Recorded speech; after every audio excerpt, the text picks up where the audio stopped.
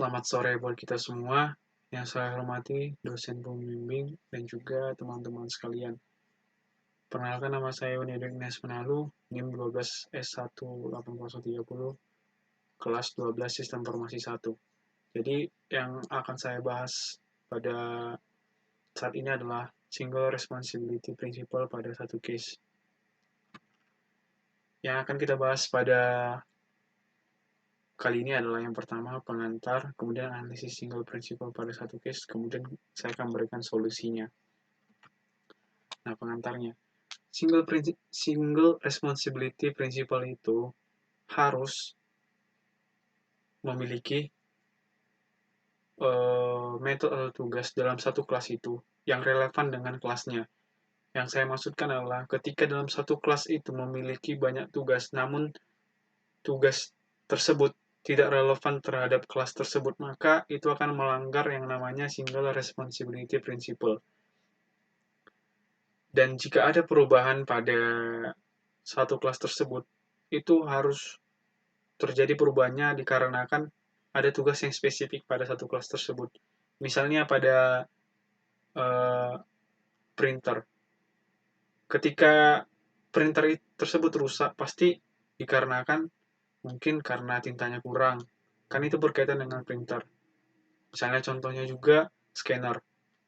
Kalau misalnya scannernya rusak, pasti yang bermasalah, yang menjadi permasalahannya adalah ketika dia menyekan tapi tidak sesuai dengan dokumennya. Misalnya ada tulisan yang hilang atau warnanya tidak bagus. Seperti itu. Dan untuk yang melanggar single principle ini, misalnya kalau kita gabungnya antara printer dan scanner. Nah, ketika gabungan antara printer dan scanner ini rusak, pasti untuk mengecek rusaknya itu pasti banyak yang harus diperiksa. Misalnya, apakah si printer scanner ini rusak karena scannernya nggak bisa nyekan, seperti itu. Itulah yang melanggar dari si single principle.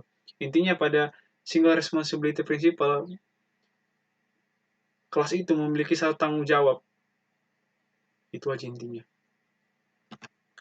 Nah, case yang saya ambil itu case Wangi Mani pada kelompok 9. Jadi ketika kita lihat kelas diagram pada slide ini, yang melanggar aturan single principle pada case ini, kita bisa lihat pada bagian log user itu. Di log user terhadap method do transaction.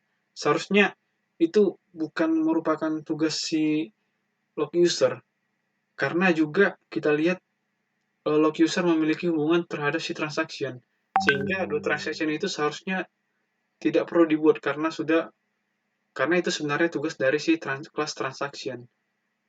Nah, itu. Kemudian pada anonymous user, di situ ada terdapat open help sama ask question.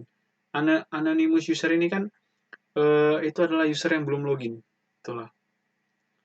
Itu untuk kelas bukan kelas maksud saya, metode open help sama ask question itu seharusnya itu tidak termasuk atau bukan tugas penting lah yang spesifik untuk anonymous user.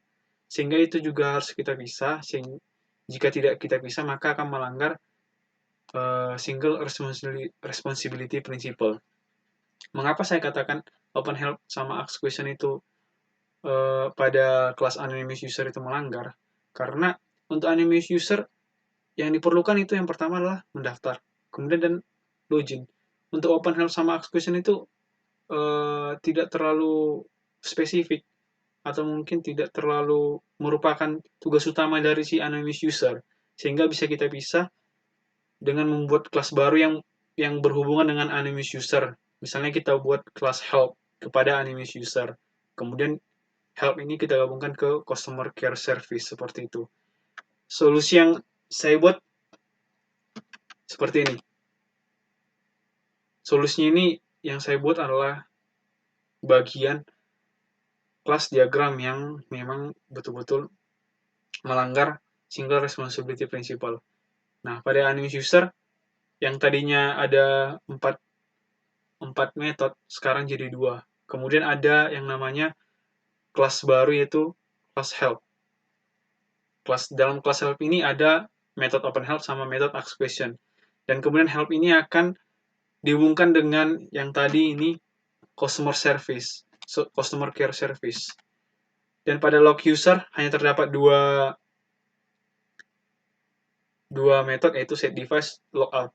Kenapa tetap set device pada log user? Karena log user itu merupakan anak dari atau child dari anonymous user atau bisa dikatakan subclassnya lah. Dan do transaction itu saya pindahkan ke bagian transaksi. Sehingga pada do transaksi keterkaitan antara metode do transaksi dengan transaksi itu merupakan relevan lah, sejalan. Karena kan transaksi kan pasti harus melakukan transaksi.